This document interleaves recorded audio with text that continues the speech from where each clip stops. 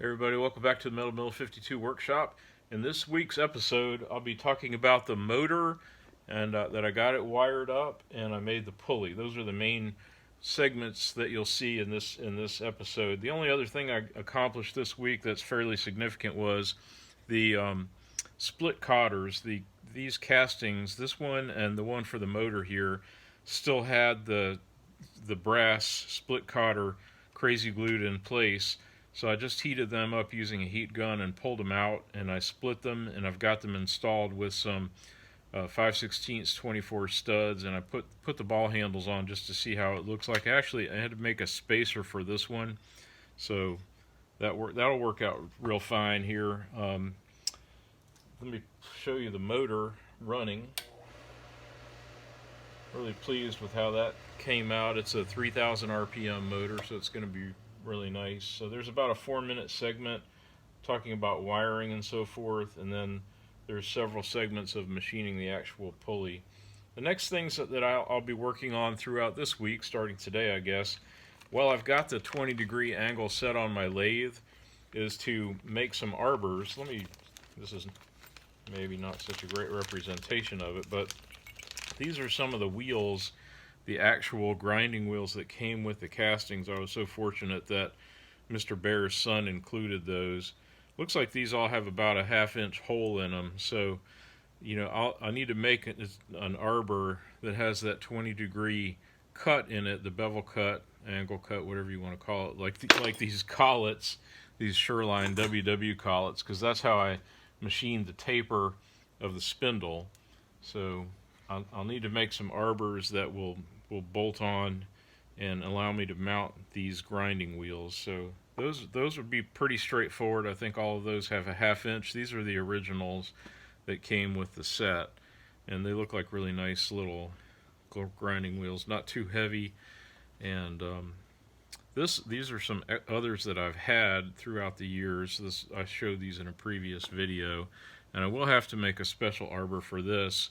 This is my diamond grinding wheel. I've used this on the grinder, bench grinder, to grind use the mini tinker to grind some end mills with it. So lots of arbors. The idea is that I'll make a dedicated arbor, that the back part will be like this and the forward part will be whatever it takes, to mount onto the grinding wheel itself. And each grinding wheel will have its own dedicated arbor that will stay with it.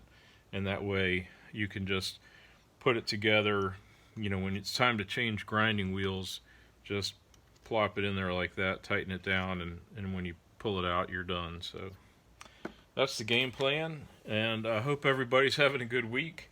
Hope you enjoy this segment. Please keep the notes coming, the cards and letters, as they say. Please, your comments are appreciated, and the new subscribers, I'm really grateful that people have got on to see this project as we wrap it up. It's almost been a year of hobby time working on the Quorn, and it's been a lot of fun, so really enjoy that, and I hope you do too. So I'm going to tilt the camera back down for a little parting shot. I'm going to have to clear off the work bench completely, because there's going to be a million pieces to take apart when I get ready to do the paint and body work, aren't there? So thanks again, everybody. We'll keep you posted. Quorn project is coming to a conclusion. At least the machining of the different castings is. This is actually the last casting that was in the set that I bought from the late Mr. Bear's son. So it's the motor pulley, obviously, so that'll be the next thing I'll be machining. Been working on wiring the motor, and there is still a bunch of finishing touches, things I need to do. Biggest of that group would be making arbors for the grinding wheels. So there'll be more videos about that, but I thought I'd take a moment and show the last official casting before I start machining.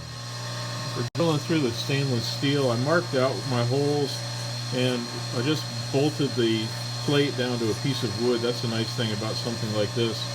It's not rocket science. So I just center drilled a little hole here for the top switch, and now I got a 3164 stubby drill in there. And I believe that a couple things I just wanted to point out. Doing drilling into sheet metal over wood, it should help reduce the burr, and also having the tape there should help it a little bit too. So now I've got my holes. I can unscrew the switch plate from the wood, take it out, and it'll be my little handy mounting thing for my switches.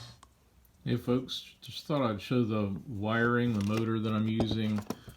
I got this off of eBay. There was a lot of discussion on the Quorn owners group about using this particular motor. So I bought this thing probably like 10 years ago when I decided I wanted to make a Quorn.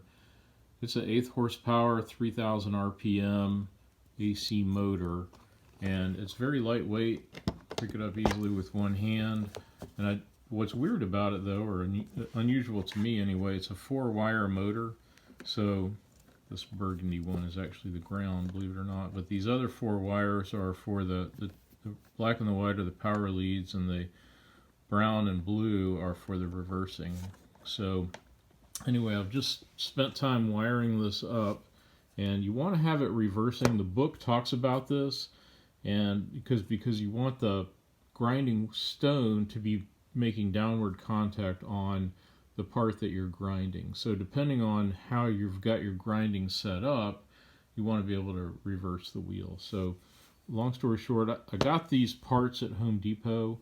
The box was only like $6 or $7, I think, at the most. Maybe. It's a really nice, high-quality metal box. And the strainer gauges were about $2.50, and then $2 for this fancy stainless steel cover. And I already had the switches, but they do sell double pole, double throw switches too. And I decided to put double pole, double throw switches on mine. Really, the better solution probably would be to have, if you had a 4-pole double throw switch, which I didn't have. This is kind of the next best thing, I guess.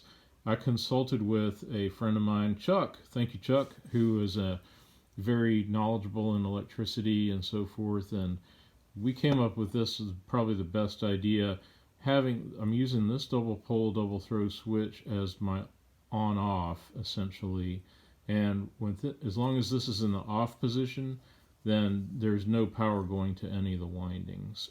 And so when it's on either side, it sends power to this double pole, double throw switch, and it does have the reversing here. So, and I've already made a note of the clockwise and counterclockwise direction. So the important thing really is to go ahead and select the direction of rotation first, and then you can engage the power.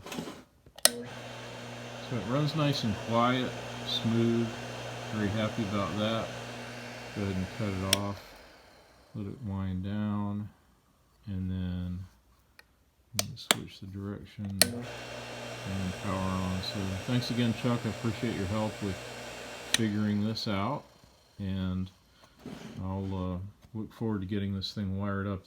I also noticed, thinking about it, the way this thing is going to be mounted, when this thing is turning, say, counterclockwise, the back of the spindle will also be counterclockwise, but the grinding stone will be clockwise if you're facing it, this way. So I'll have to figure that out when I get the thing assembled and put all together. But hey, while I'm talking about wiring, I wanted to show one other thing real quick. Voltometer is essential to have.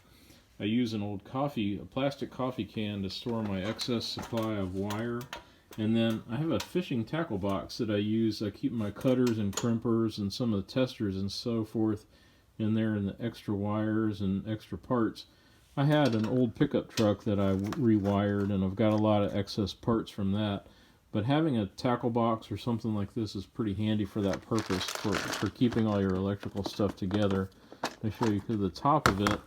You can keep your little connectors and crimp-on connectors in there, fuses, and even the caps like you would use for house wiring. So neat to have that. I always like to show tool storage because I always enjoy seeing other people's versions of that as well. So I'll keep you posted. Okay, just working on the casting for the motor pulley. I'm using my diamond tool holder. I got the lathe at like 600 RPM. And I just cleaned off the face of the little knob there, and I'll start turning this part down to a 1-inch diameter so I can use my 5C collet chuck.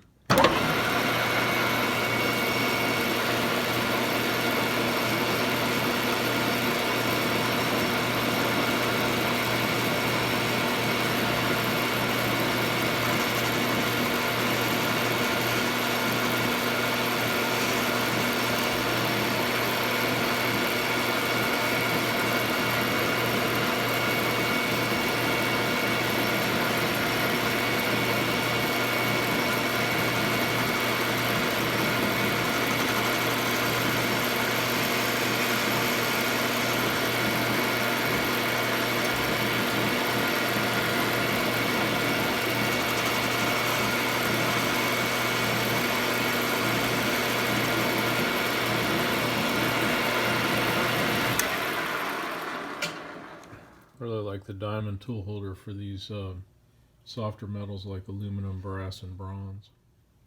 Okay, I get the center part down to about a thou over an inch there, and I left it there so I could just file a little smooth finish. Now I've also faced off this part, but it's not perfect. There's a little bit that needs to get cleaned up, so I'm going to take off just a couple thou more. Mark my DRO. This might be some good video.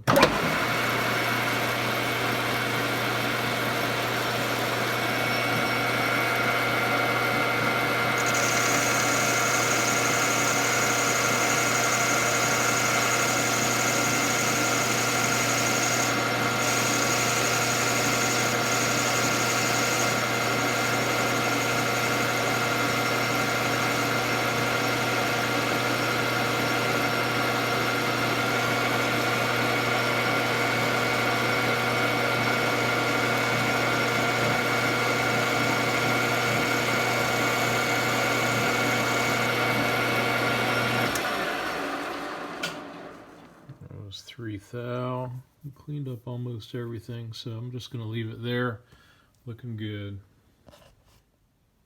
This shows an interesting thing you'd get dealing with castings. I've cleaned up the first half of this outer surface here that will be the pulley. I just mic'd it. This is the 3-inch mic, so it's got wait a minute. Yeah, this is the 2 to 3 inch mic, so 2.6, it's supposed to be 0.625, which would be right on the 0, but as you can see, I'm like at 2.623 right now, just 2 thou short of the 0, but what I'm going to do, you know, the belt doesn't, a few thousandths isn't going to matter that much, and I do want to have this part cleaned up for the for the eventual turning, because I'm going to have to make the groove in here. I don't want these edges here to be irregular, so I'm going to keep taking off. I'll take off 3 thou more, and hopefully we'll get that all the way cleaned up.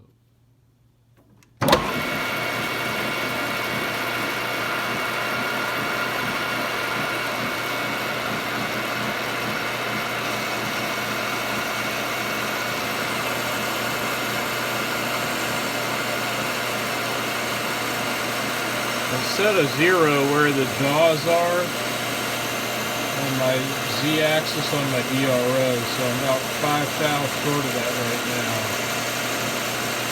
And I'll come back. No sense jamming the tool bit into the little 3-jaw. Let's see how that works. Looks nice while the lathe is turning. Okay, I think that's good. Let me bump it once or twice. Yeah, that cleaned up. So the outside diameter will be 5 thou shy of what the dimensions call for, but that's no big deal. So now my game plan is to take it, I'll put take the 3-jaw out, put it in the 5C collet chuck, just grip it with this nub here, because I left a exactly 1-inch nub. There we go. Just grip it like that, and then I can finish turning this, face the outside, and then go ahead and put the groove in there and make the V for the belt.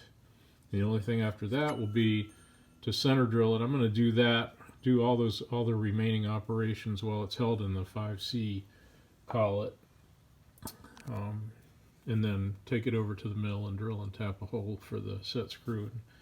That'll be all there is to it. I'm using the automatic feed here to clean up this side of the pulley blank. I love the automatic feed feature on the lathe. This will probably be my last pass on this face of it. So take it down to 425 thou thickness, which is good. From the pulleys I like to make, I found out with the filler tool, about a 400 thou thickness is about right. It's perfect. It leaves a nice little edge on both sides. So this will be good. I can wrap this up tonight. I'll let this finish. We're just taking 2 cuts. One was 10 thou, the other one was about 12 thou here. I'll let this cut finish, and we'll take a look and see what the finished product looks like. Looks pretty darn good to me. We're There's just one little blemish left from before.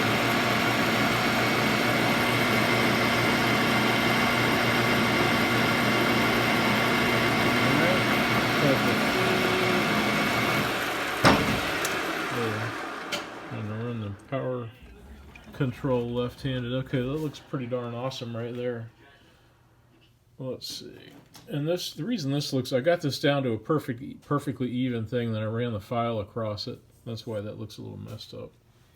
So, sorry for the erratic camera work. I'm just doing handheld right now, but that's perfect right there. And as you can see, it's well supported in the 5C. So it's late at night here. I'm just going to round these edges with the file here, so I don't inadvertently cut it. I'm going to get it set up. Put the cutoff tool here, and we'll center it so that tomorrow I can cut the groove with the cutoff tool going 1/4 inch deep. And then I've already got my handy tool set up with my little my form tool for my my pulley halves. And this is the one that's it's reversible basically. So I'll cut one side and then I'll flip it over and cut the Here I'm using the cutoff tool to put the initial groove in the center of the pulley blank.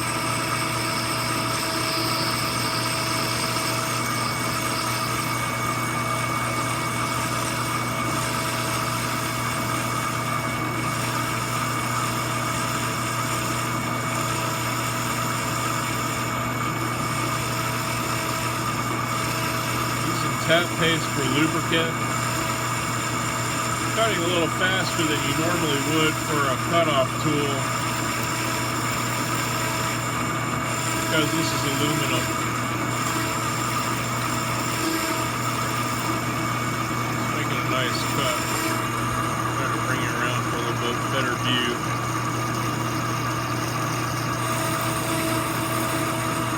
I'll take the camera out of the mount in a minute and bring it over and show you. Down there, I got to go to, it's 1/4 inch deep, so I got to go into 500 thou on my DRO. It's a simple matter of making this cut. Excuse me.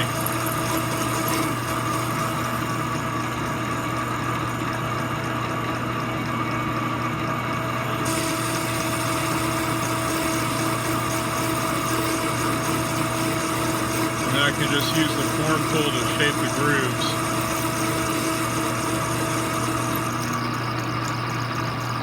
If I can get a better angle here for you. Alright, sorry about the erratic camera work on the last episode or last segment.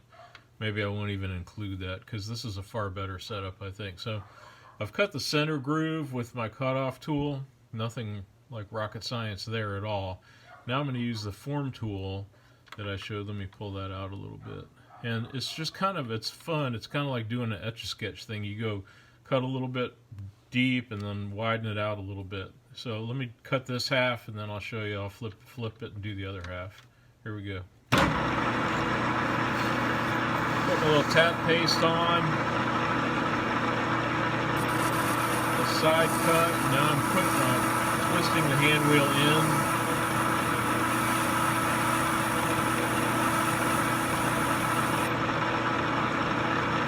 What you don't want to do is deepen your cut any more than it already is. You could do the whole thing with a side cut. Right now that I've widened the hole out a little bit, the center slot, I'm going to go ahead and crank the cutter in until it touches. That hole is 1/4 inch deep in actual size. So what I was just doing was marking my x-axis at 0. So in case I can't tell how far my cutter is, I'll be able to know that way. So go a little bit. Now, I've widened it out. I have a little angle there. I can just crank it forward. See how it's making that nice lift there? It's so cool. It's so fun to do. It's the beauty of Quorn tools. And I sharpen them up before every use like this. And I'm not worried about hitting the bottom of the slot because I've got that marker on my DRO. I still got about 25 thou clearance. cut and sink this in. So you're just making a wide enough hole, wide enough angle. Crank it out. A little more lube on there. Go a little bit wider here.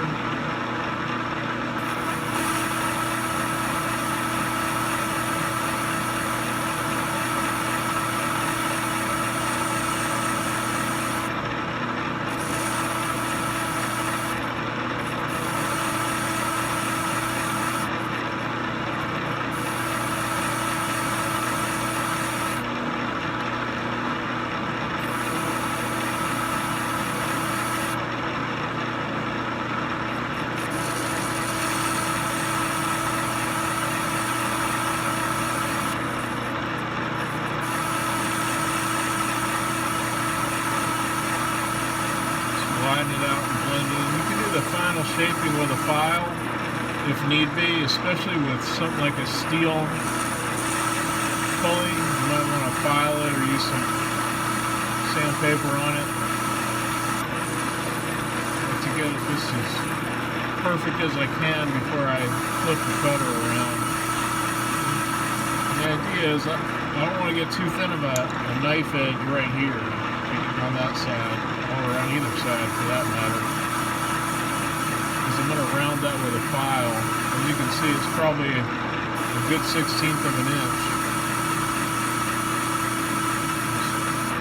Blend that all the way in. I think it's fully blended now, so cut that off, take a look as it slows down. Yeah, you can see that the bottom of the groove is fully blended to the side of the angle cut there. So I'm going to cut the video off and I'll flip the tool around and we'll cut the other side.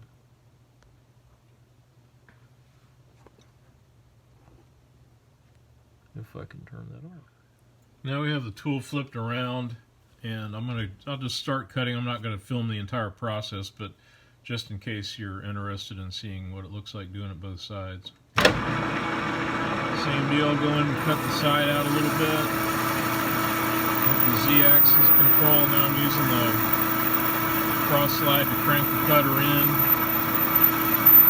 Nice and easy. I will have to check the depth again. I should have done that before I started, but let's go ahead and when I finish cutting this all the way down, it's pretty obvious, I think, to know when you're done.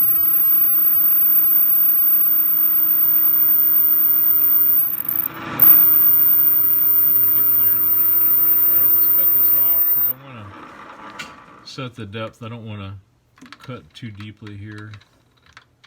Alright, and it's not always the same since you flip the tool over. So I'm going to back off a little bit, about 1/4 thou, and I'll just bring it over to the side and we'll just take it in a little bit more.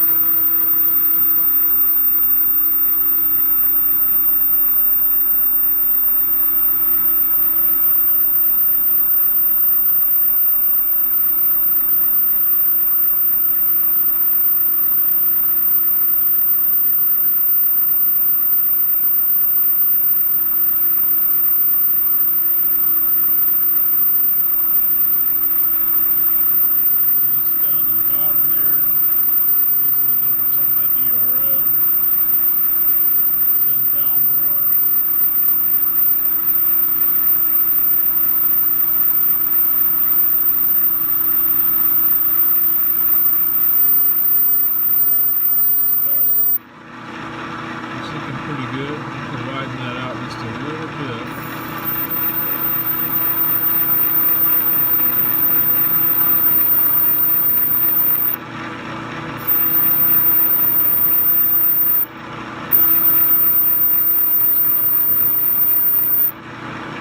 I'll go in and blend to take that contour line out. Alright, looking good there. Take the file, like I said, kind of round the edges. Just because you don't want to catch your fingers on something sharp, and you certainly don't want to cut the belt either.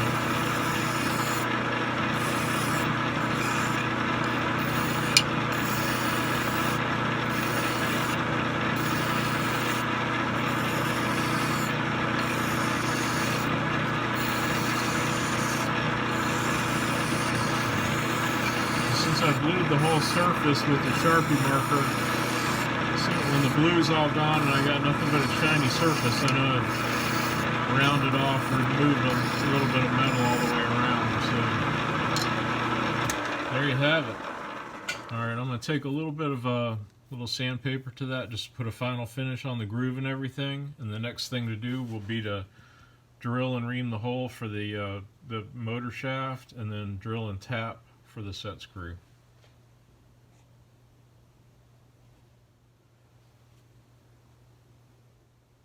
Here's the 5/16 inch boring bar.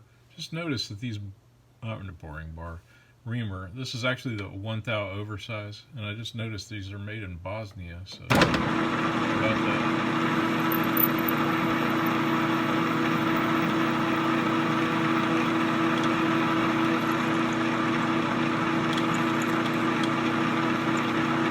Cut just a little bit off. I had drilled a 1932nd, or 1964, so I mean, whatever it is, the one size under. Put tap paste on the reamer. Just make a nice hole that way.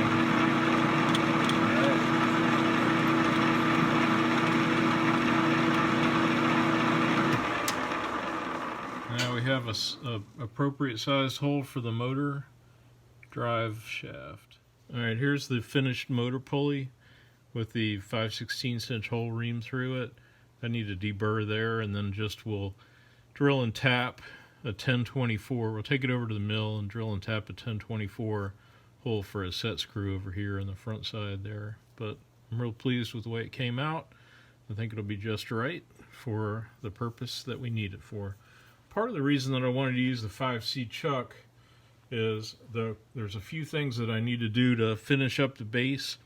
This is the split cotter that goes on the motor mount here, and as you can see, it's still rough on the outside. This is where it was crazy glued into the casting and then machined, and I need to put this, I can put it in a 9/16 inch 5C collet and do a couple of operations. I split it out. I can drill through the front of it, like clearance drill it, so the bolt won't get caught up, and I can clean up the taps inside too. But I need to split it so that it can be a split cotter, of course, and doing them in the 5C collet chuck is very helpful.